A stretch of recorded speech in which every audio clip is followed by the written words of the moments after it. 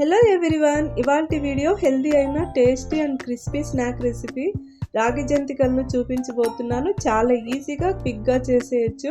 వీడియోని పూర్తిగా ఎండ్ వరకు చూడండి.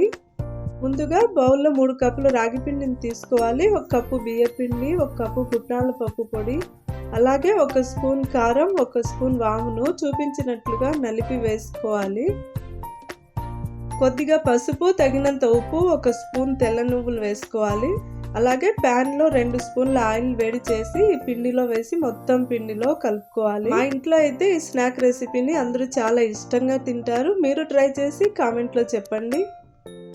పిండిలో తగినన్ని నీళ్లను పోసి ముద్దలాగా కలుపుకోవాలి. జంతికల గొట్టంలో పిండిని వేసి పక్కన పెట్టుకోవాలి.